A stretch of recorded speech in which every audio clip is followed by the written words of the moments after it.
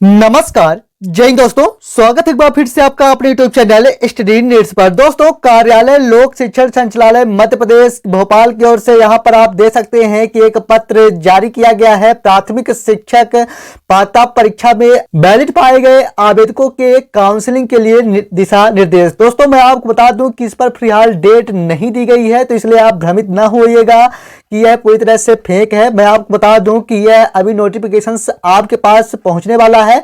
मैं आपको बता दूं कि लोक शिक्षण संचालय की ओर से ही यह जारी कर दिया गया है और इसके लिए आगे की वीडियो हम जरूर लेके आएंगे ऑफिशियल। लेकिन मैं फिलहाल बता दूं कि ये भी ऑफिशियल ही है, लेकिन इस पर डेट नहीं दी गई है। क्यों नहीं दी गई है, वीडियो के अंत पर हम आपको बताएंगे। दोस्तों, मैं आपको बता दूं कि प्राथमिक शिक्षक पात्रता परीक्षा के लिए काउंसलिंग प्रक्रिया स्टार्ट कराई जानी है, जिस पर दिशा निर्देश जारी करते हुए लोक शिक्षण संचालय की ओर से यहां पर नोटिफिकेशन जारी किया गया है और जिस पर बताया गया है कि जो आपकी भर्ती प्रक्रिया है वह अतिशीघ्र कराई जानी है। जिस पर बताया गया है कि प्राथमिक शिक्षक पात्रता परीक्षा में क्या योग्यताएं हैं, इसके बारे में बात करूं तो यहां पर आप देख सकते हैं कि आप कम से कम 12वीं और साथ में डीएड या डीएलएड के साथ बीएड अगर किए हैं तो उस पर विचार किए जाने की बात फिर से कही गई है। साथ ही में अगर विचार किया भी जाता है तो 6 महीने के ब्रिज कोर्स के बारे में बात कही गई है, यानी ब्रिज कोर्स कराया जाएगा। तो फिलहाल जो पहले नोटिफिकेशन था वही नोटिफिकेशन यहां पर देखने को मिला है। इसके साथ यहां पर आप देख सकते हैं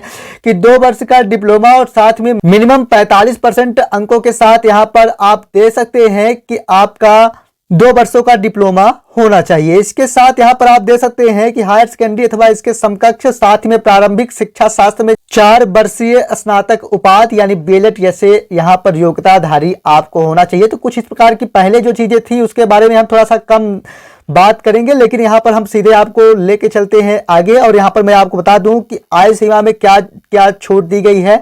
तो न्यूनतम 21 साल यानी 21 साल से यहां पर आपको वैलिड किया जाएगा, लेकिन अतिथि शिक्षकों के लिए 52 साल का समय दिया गया है मैक्सिमम।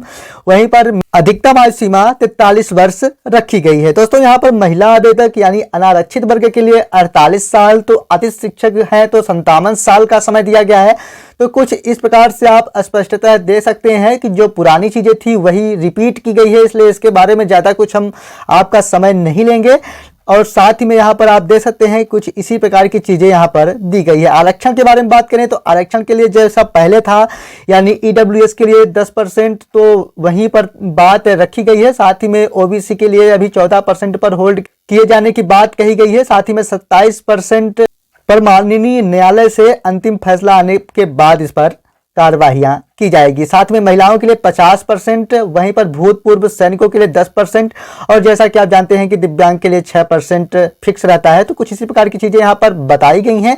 फिलहाल यहाँ पर आप देख सकते हैं कि अगर आप इस पर बताया गया है कि आपकी जो अंक सूची यानी मार्कशीट वगैरह है या फिर शैक्षणिक एवं व्यावसायिक है उनके मान्यता प्राप्त संस्थान से ही मान्य किए जाने की बात कही गई है। साथ ही में सक्षम प्राधिकारी द्वारा जारी किए गए प्रमाण पत्र ही स्वीकार किए जाएंगे, इस तरह की बातें भी बताई गई हैं। इसके साथ यहाँ पर देख सकते हैं कि आय सीमा संबंधी छूट मध्य प्रदेश के मूल या स्थानीय निवासी को ही देय होगी, इसलिए यहाँ पर भी आप दे सकते हैं। परिवीक्षा एवं वेतन के बारे में बताया गया है कि 24/12/2019 के कंडिका के अनुसार यहाँ पर मान्य कराया जाएगा, यानी जो पहले था वही बताया गया है, यानी जो पहले नोटिफिकेशन में दिया जा चुका है। इसके बाद जो चीजें रखी गई है ये सब चीजें निश्चित तौर पर आप सभी जानते हैं, इसलिए इसके बारे में बात नहीं करेंगे। साथ में यहाँ पर बताया गया है कि दस्तावेज सत्यापन के लिए अलग से लिस्ट जारी की जाएगी, जब आप सभी को यहाँ पर टिक करने के लिए देखिए।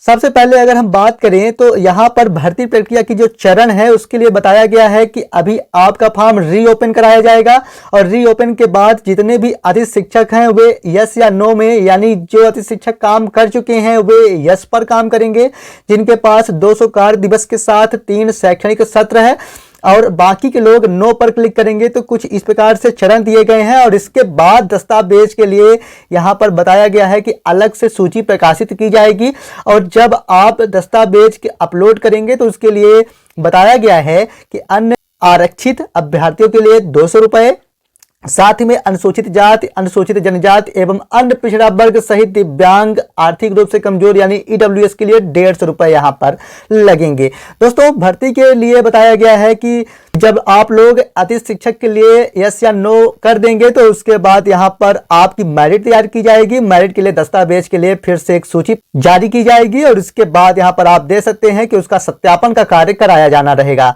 दोस्तों, इस पर एक खास बात और बताई गई है कि अतिथि शिक्षकों का जो सत्यापन है वह अपने संबंधित जिलों से ही करेंगे और अगर उन्होंने एक से अधिक जिले में अध्यापन कार्य अतिथि शिक्षक के रूप में कराया है तो वे किसी एक जिले को यहाँ पर चूज करेंगे, यानी एक जिले को सेलेक्ट करेंगे। इसलिए आपको परेशान होने की आवश्यकता नहीं है कि आप भ्रमित हो। इसके साथ मैं आपको बता दूं कि यहाँ पर आपकी स्कूल शिक्षा विभाग एवं ट्राइबल विभाग दोनों को एक साथ इस बार एक क्रम में रखा जाएगा और दोनों को एक साथ यहाँ पर ऑप्शन सेलेक्ट करने का मौका दिया जाएगा। जिसको जो स्कूलें पसंद है वे अपने हिसाब से ले सकता है। साथ ही में मैक्सिमम 50 स्कूलें चुनने का विकल्प यहाँ पर दिया जाएगा, यानी न्यूनतम आप 50 विकल्प चयन कर सकते हैं और बाकी आपकी इच्छा पर है। यानी काफी यहाँ पर अधिक स्कूलें यहाँ पर सेलेक्ट करने के लिए दिया गया है। इसके साथ अगर मैं बात करूं कि जैसा कि हमने आपसे कहा कि क्यों नहीं दिया गया है इस पर डेट, तो मैं आपको बता दूं कि जैसा कि आप देख रहे हैं कि प्राथमिक शिक्षक पात्रता परीक्षा महत्वपूर्ण गतिविधियां तथा तिथियां, तो इसके लिए अभी तक देख रहे हैं कि ब्लैंक है। तो इसके लिए जल्द ही आपसे संबंधित तिथियां निर्धारित की जाएंगी क्योंकि यह लोक शिक्षण संचालय की ओर से जारी हो चुका है। तो यहाँ पर मैं आपके पास लेके आ चुका हूँ, अभी ऑफिशियल इसके बाद पुनः आने वाला है। तो मैं आपको उससे संबंधित सभी अपडेट्स देता रहूंगा समय से। जैसा कि आप जानते हैं कि आपका सत्यापन कार्य कराया जाना है और कौन से तिथियों से कराया जाना है, इसके लिए अभी दे हैं कि इस पर नहीं लिखा गया है। जैसे ही आगे चलकर ऑफिशियल मिलता है हम सबसे पहले आप तक लेके आएंगे, लेकिन मैं आपको बता दूं कि यहाँ पर यह भी ऑफिशियल है। बस यहाँ पर लास्ट जो वेरीफाई करना है, तिथियां देनी है, ये सभी चीजें अभी लोक शिक्षण संचालय मध्य प्रदेश की ओर से बचा हुआ है।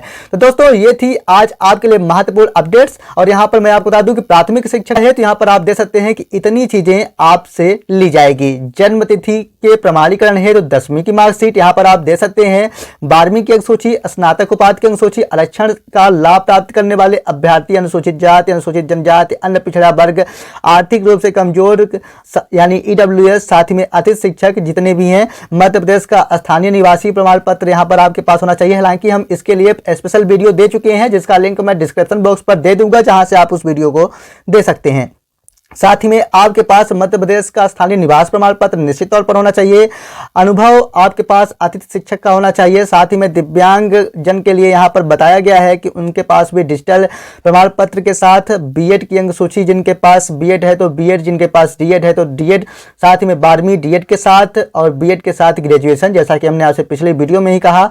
आयु सीमा में भी यहाँ पर छूट के लिए अगर आपके पास कोई प्रावधान है तो वह भी डिजिटल होना चाहिए। साथ ही में यहाँ पर दे सकते हैं कि विवाह प्रमाण पत्र जैसी चीजें, यानी उपनाम परिवर्तन है तो उसके लिए भी आपके पास वैलिड सर्टिफिकेट होना चाहिए। दोस्तों, ये थी आज आपके लिए महत्वपूर्ण अपडेट्स। उम्मीद करूंगा कि वीडियो आपको जरूर पसंद आई होगी। अगर पसंद आई है तो वीडियो को लाइक जरूर कर दें और चैनल में पहले विजिट किए हैं चैनल को सब्सक्राइब जरूर कर लें। मिलेंगे अगली वीडियो में, तब तक के लिए धन्यवाद।